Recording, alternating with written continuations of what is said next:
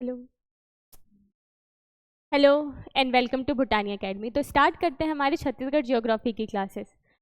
ये छत्तीसगढ़ जियोग्राफी की क्लासेस आपकी अमीन पटवारी के लिए बहुत ही इंपॉर्टेंट होने वाली है। ये सारी क्लासेस आपको यूट्यूब पर फ्री मिल जाएंगी, ठीक है, लेकिन वहाँ पे आपको इंटरप्शन और डिस्टर्ब हो जाते होंगे पॉपअप ऐड से। तो इस चीज़ के लिए आप हमारी भूटानी एकेडमी का ऐप डाउनलोड कर सकते हैं। भूटानी एकेडमी का ऐप जब आप डाउनलोड करेंगे तो आपको सारी वीडियो तो सेम टू सेम मिल जाएंगे, लेकिन साथ में आपको टेस्ट सीरीज़ भी मिलेगा। उसके लिए आपको थोड़ा सा पेमेंट करना पड़ेगा, ठीक है। तो चलिए स्टार्ट करते हैं पहले क्वेश्चन के साथ। फर्स्ट क्वेश्चन है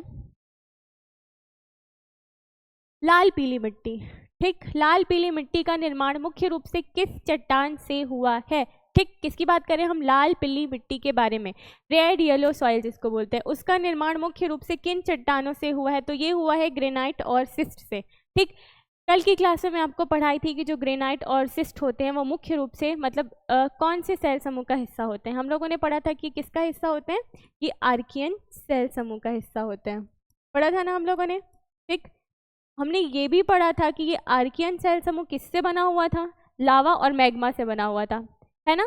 तो ये किससे हो जाएगा? आर्कियन सेल समूह से। ठीक है, अब देखते हैं हम लोग कि ये जो लाल पीली मिट्टी है ना, ठीक, ये छत्तीसगढ़ के कौन कौन से हिस्से में मिलती है? ठीक, देखिए इसमें ना दो तरीके की चीज़ें आ जाती हैं। एक होता है हमारा आर्कियन, ठीक, और एक है कडप्पा, ठीक है। और हमने कल पढ़ा था कि कडप्पा छत्तीसगढ़ के कौन से रीजन में मिलता है? तो ये मिलता है हमें छत्तीसगढ़ के जो महानदी है ना, महानदी का मैदान, ये वाला रीजन, यहाँ पे हम लोगों को क्या मिलता है? कडप्पा रीजन मिलता है। तो लाल पीली मिट्टी हमको कहाँ मिल जाएगी? यहाँ मिल जाएगी, है ना। और इसी लाल पीली मिट्टी पे हम लोग क्या करते हैं? धान की खेती करते हैं, है ना। देखो इसकी ना उर्वरक क्षमता बहुत कम होती है, ठीक है, ठीक है, इसमें ह्यूमस भी कम होता है, उर्वरक क्षमता भी कम होती है, लेकिन अगर इसमें हम अच्छे से फर्टिलाइजर्स का यूज़ करें तो ये मिट्टी बहुत ही काम की होती है ना। छत्तीसगढ़ में बात करें कि अगर सेकंड उपजाऊ मिट्टी कोई, अगर दूसरी उपजाऊ मिट्टी की बात की जाए तो ये हो जाएगा हमारा लाल पीली मिट्टी। पहली उपजाऊ मिट्टी में हम काली मिट्टी का नाम लेते हैं, ठीक है। तो सेकंड उपजाऊ मिट्टी क्या हो जाएगी? लाल पीली मिट्टी हो जाएगी। ये छत्तीसगढ़ के 55% हिस्से पे मिलेगी। ठीक, कितने हिस्से में? छत्तीसगढ़ के 55% हिस्से में हम लोगों को क्या मिलती है? लाल पीली मिट्टी मिलती है, ठीक है। चलिए नेक्स्ट देखते हैं, छत्तीसगढ़ में लाल पीली मिट्टी का स्थानीय नाम क्या है? ठीक, छत्तीसगढ़ में जो लाल पीली मिट्टी है उसको हम बोलते हैं मटासी मिट्टी भी। क्या बोलते हैं? मटासी मिट्टी, ठीक है। चलिए देखते हैं लाल पीली मिट्टी का लाल रंग क्यों होता है? ठीक, देखो पहली बात, मिट्टी, देखो मिट्टी में या तो अम्लीय होती है, एसिटिक होती है, या तो न्यूट्रल होती है, या तो उसमें वो क्षारीय होती है ना। तो देखो जो हमारा 7 है जिसको हम पीएच स्केल लेते हैं, तो पीएच स्केल में क्या होता है? ये उदासीन होता है, न्यूट्रल होता है, ठीक। 7 से कम क्या होता है? और 7 से ज़्यादा क्या होता है? बेस होता है, ठीक, मतलब ये क्षारीय होता है, इतना याद रखना, ठीक। अब देखो 7 से नीचे आने वाले जितनी भी मिट्टी जिसमें लाल शब्द यूज होगा, ठीक, वो सारी मिट्टी कैसी होगी? अम्लीय होगी, ठीक। जैसे लाल पीली मिट्टी, लाल बलुई मिट्टी, लाल दोमट मिट्टी, है ना, लेटेराइट मिट्टी, ये सारी कैसी होंगी? अम्लीय प्रकृति की होंगी। इनका नेचर कैसा होगा? एसिटिक होगा, ठीक। देखो अब यहाँ पे लाल पीली मिट्टी का रंग लाल क्यों होता है? ठीक, अब देखो लाल पीली मिट्टी का रंग लाल क्यों होता है? एक ना, पहले तो देखो कि ये जो लोहा है, क्या है? लोहा, ठीक, लोहे के ऑक्साइड के कारण, ठीक, जिसको हम लोग क्या बोल देंगे? फेरस ऑक्साइड, ठीक। तो फेरस ऑक्साइड के कारण इस मिट्टी का रंग क्या होता है? लाल होता है, ठीक। अब क्या होता है? जब फेरस ऑक्साइड, ठीक, पानी से मिलता है, मतलब ये हाइड्रेट होता है, तो ये बनाता है क्या? फेरिक ऑक्साइड, ठीक। तो फेरिक ऑक्साइड के कारण इसका रंग क्या दिखता है? पीला दिखाई देता है हम लोगों को, ठीक। तो क्या हो जाएगा? लोहे के ऑक्साइड के कारण हमको इसका रंग कैसा दिखाई देता है? लाल और पीला दिखाई देता है, ठीक है। चलिए आगे देखते हैं, छत्तीसगढ़ के कितने प्रतिशत भाग पर लाल पीली मिट्टी पाई जाती है? अभी मैं बताई थी कि छत्तीसगढ़ के 55% भाग पर पाई जाती है।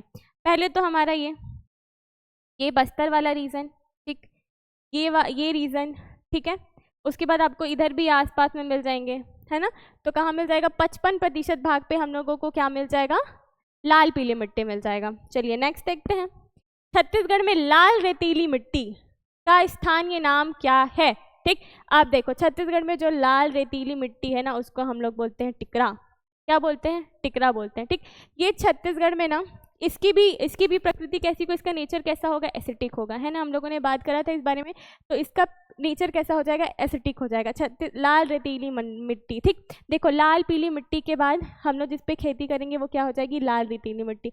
ये छत्तीसगढ़ में ना 20 से 25% के भाग पे हम लोगों को क्या मिल जाएगी, लाल रेतीली मिट्टी में हो जाएगी, ठीक। इसमें ना रेत की मात्रा ज़्यादा होती है, ठीक। तो इसकी जल धारण क्षमता जो होती है ना, मतलब पानी को ऑब्जर्व करने की इसकी जो कैपेसिटी होती है वो बहुत कम होती है। तो एक तरीके से यहाँ पे ना खेती बहुत, मतलब जो खेती किया जाता है बहुत कम उस पर किया जाता है, ठीक। तो मतलब खेती करने के लिए इस मिट्टी को थोड़ा कम माना जाता है, ठीक है। चलिए नेक्स्ट देखते हैं। छत्तीसगढ़ के कुल भूभाग में लाल रेतीली मिट्टी का विस्तार कितना है, तो ये हो जाएगा हमारा 30%, ठीक। चलिए नेक्स्ट देखते हैं। छत्तीसगढ़ में लाल रेतीली मिट्टी मुख्य रूप से किन किन जिलों में पाई जाती है। देखिए ये जो लाल रेतीली मिट्टी है ना, ये हमको मिलेगी कांकेर, दंतेवाड़ा, ठीक। फिर आपको मिल जाएगा ये गौरेला, पेंड्रा, मारवाही, इन हिस्सों में हमें क्या मिलेगा, लाल रेतीली मिट्टी मिलेगी, ठीक है। चलिए नेक्स्ट देखते हैं। लाल रेतीली मिट्टी में किस फसल का उत्पादन सबसे ज़्यादा होता है, ठीक। देखो पहले लाल रेतीली मिट्टी की बात करते हैं। तो लाल रेतीली मिट्टी में क्या होती है, जल धारण क्षमता उसकी कम होती है ना, वो पानी कम ऑब्जर्व करके रख सकता है। एक तो उसमें ह्यूमस भी कम होगा, ठीक, उसमें नाइट्रोजन भी कम होगा। तो एक तरीके से हम कह सकते हैं कि उसकी जो उर्वरक क्षमता होती है, जो फर्टिलाइजिंग जो उसकी कैपेसिटी है वो क्या होती है, कम होती है। इस कारण से क्या होता है, हम लोग इसमें मोटे अनाज को लगाते हैं, और मोटे अनाज क्या होता है, कोदो और कुटकी। तो लाल रेतीली मिट्टी में हम लोग क्या लगाएंगे, कोदो और कुटकी, ठीक है। चलो नेक्स्ट देखते हैं। लाल दोमट मिट्टी का निर्माण किन चट्टानों के अपरदन से हुआ है, ठीक। बात करते हैं हम लाल दोमट मिट्टी की। तो लाल दोमट मिट्टी का निर्माण किससे हुआ है, नीस और डायोराइट से हुआ है, ठीक है। चलो नेक्स्ट। छत्तीसगढ़ में लेटेराइट मिट्टी का स्थानीय नाम क्या है, ठीक। तो छत्तीसगढ़ में लेटेराइट मिट्टी का स्थानीय नाम होता है भाटा। क्या होता है, भाटा। जो लेटेराइट मिट्टी है ना, इसी को हम लोग क्या बोलते हैं, मुरुम बोलते हैं, ठीक। इसी को हम भाटा बोलते हैं, और इसी को हम क्या बोलते हैं, बंजर भी बोलते हैं, ठीक।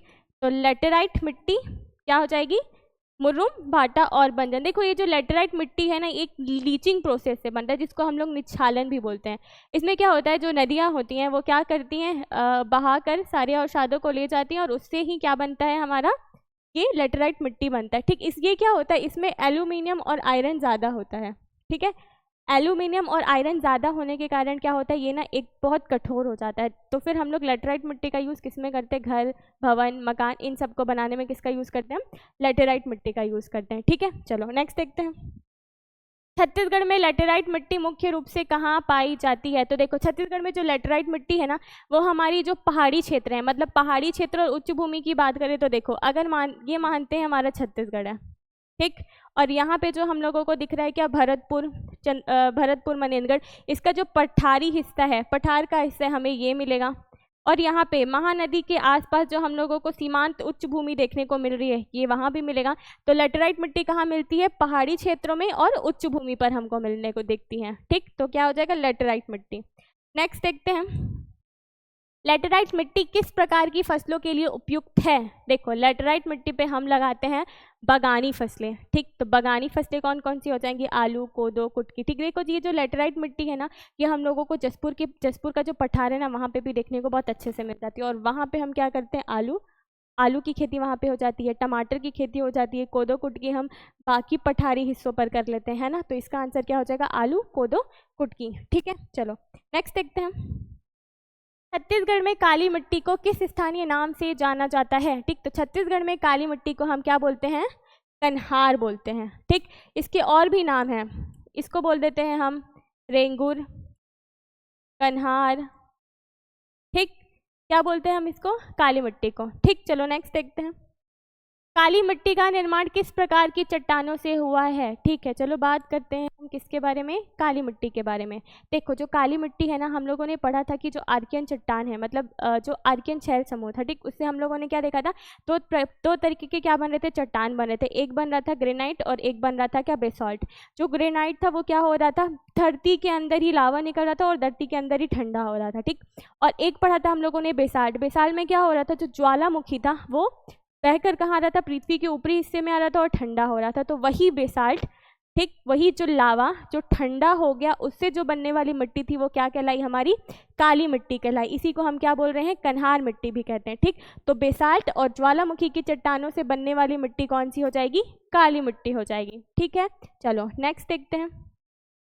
काली मिट्टी का काला रंग किस कारण होता है। ठीक, देखो जो काली मिट्टी का काला रंग होता है ना, वो फेरिक टाइटेनियम के कारण होता है। ठीक, किसके कारण होता है, फेरिक टाइटेनियम के कारण।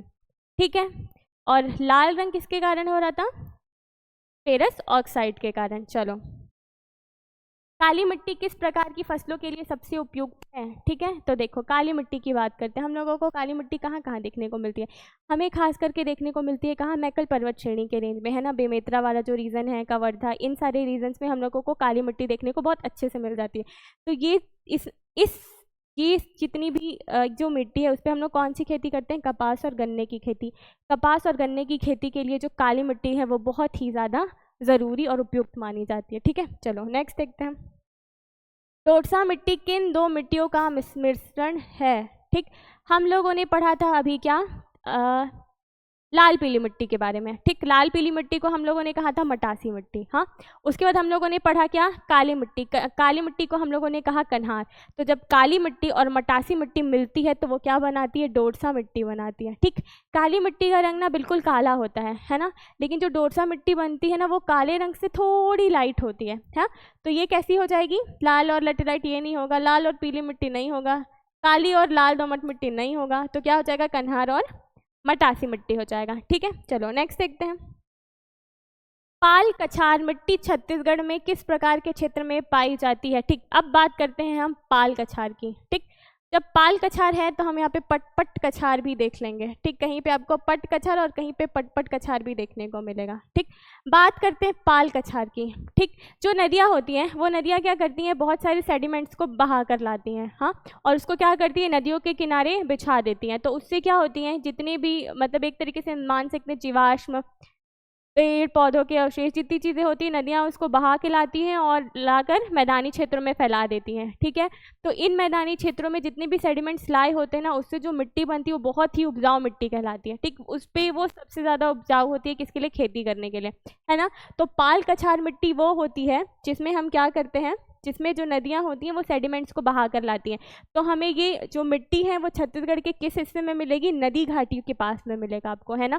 खास करके आप देखेंगे महानदी, महानदी के पास का रीजन, और सबसे ज़्यादा आप देखेंगे हसदेव। कहाँ, हसदेव, हसदेव, हसदेव नदी के पास के रीजन में आपको ये पाल कछार मिट्टी देखने को बहुत अच्छे से मिल जाएंगी।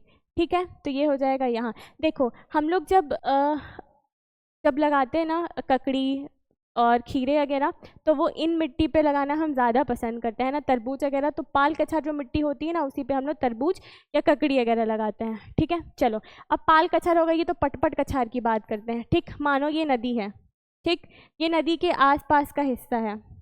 यहाँ पे क्या की, ये नदियाँ आई और क्या की, अपने सेडिमेंट्स को यहाँ छोड़ गई। ठीक है, अब क्या हो रहा है, जो इधर का हिस्सा बचता है वो हिस्सा जहाँ पे क्या हो रहा है, नदी या फिर उसके जो सेडिमेंट्स है वो पहुँच नहीं पा रहे हैं। ठीक, तो क्या हो जाएगा, पटपट कछार वो हिस्सा हो जाएगा जहाँ पे नदियाँ और उनके सेडिमेंट्स के जो अवशेष होते हैं वो पहुँच नहीं पाते। ठीक, तो ये हो जाएगी उपजाऊ, ये बहुत ही ज़्यादा उपजाऊ होगी।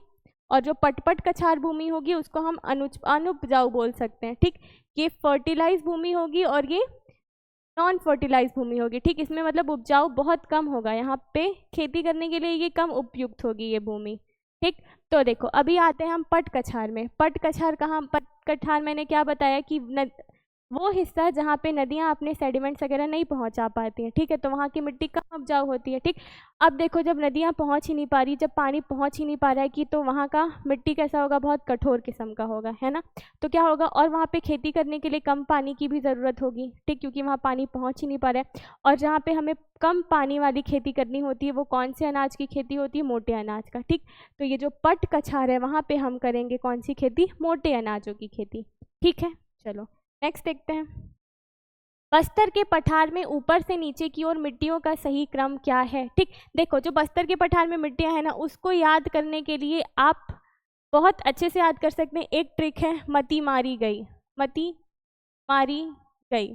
ठीक, तो म से क्या हो जाएगा, ये मरहान, टी से टिकरा, और ये मारी से माल कर लेना और गई से गभार। ठीक, तो ये हो जाएगा मरहान, टिकरा, माल और गभार। ठीक, देखो ये ऊपर से नीचे मिट्टियों के सही क्रम को ऐसे बांटे हैं ना, जैसे मान लो अगर ये बस्तर रीजन है तो बस्तर के इस हिस्से में हमें क्या मिलेगा, मरहान मिलेगा। ठीक, उसके बाद हमें मिलेगा टिकरा, उसके बाद मिलेगा माल, उसके बाद मिलेगा गभार। ठीक, ये इस हिसाब से भी समझ सकते हैं हम कि कोई नदी है, नदी के पास का जो हिस्सा होगा वहाँ पे उपजाऊ भूमि बहुत ज़्यादा होगी, उसके बाद जो हिस्सा आते आएगा वहाँ पे उनकी उपजाऊ जो क्षमता होती है वो कम होती जाती है। ठीक, तो इस हिसाब से हम क्या माने हैं, बस्तर के पठार में जो मिट्टियाँ हैं उनको बांट के रखे हैं। तो क्या हो जाएगा, मरहान, टिकरा, माल और गभार। ठीक है, चलिए नेक्स्ट देखते हैं। निम्नलिखित को सुमेलित कीजिए। अभी हम लोगों ने इसके बारे में पढ़ा। ठीक है, मिट्टियों का नाम और क्या देखने हमको, उनका जो उनका स्थानीय नेम है वो। ठीक, पहले बात करते हैं लाल पीली मिट्टी के बारे में। लाल पीली मिट्टी को हम लोगों ने क्या कहा, हम लोगों ने कहा मटासी। ठीक, तो क्या हो जाएगा, ए का सी हो जाएगा। ठीक, ये हो गया ए का सी। काली मिट्टी को हम क्या कहते हैं, कन्हार कहते हैं, तो काली मिट्टी का हो जाएगा कन्हार। ठीक, लेटेराइट मिट्टी को हम क्या बोलते हैं, लेटेराइट मिट्टी को हम कहते हैं भाटा। ठीक, लेटेराइट मिट्टी हो जाएगा हमारा भाटा। उसके बाद क्या हो जाएगा, लाल बालुई मिट्टी, तो लाल बालुई मिट्टी को हम बोलते हैं टिकरा। लाल बालुई मिट्टी हो जाएगी टिकरा। और काली और लाल पीली मिट्टी जिसमें हम लोग क्या कर रहे थे, कन्हार और मटासी मिट्टी को मिला रहे थे, तो क्या बन रहा था, टोरसा। ठीक, तो देखते हैं फर्स्ट का क्या हो जाएगा, फर्स्ट का सी, ये दो होंगे, इन और दोनों में से होंगे। फिर देखते हैं सेकंड का क्या है, टू का ए, टू का ए, तो ये हो जाएगा हमारा फर्स्ट ऑप्शन सही। ठीक है, चलिए थैंक यू। देखिए हमें पता नहीं है, मैं आपको पहले भी की क्लासेस में बता चुकी हूँ कि हमें पता नहीं होता कि कौन सा बच्चा हमसे कहाँ से पढ़ रहा है। ठीक, तो डिस्क्रिप्शन में एक गूगल फॉर्म का लिंक है, आप उसको भरिए ताकि हमें पता चल जाए कि कौन सा बच्चा हमसे कहाँ से पढ़ रहा है। ठीक है, अभी भी अगर आपको कोई डाउट है, कोई इंक्वायरी है, तो आप हमें कॉल मैसेज कर सकते हैं। ठीक है, चलिए थैंक यू।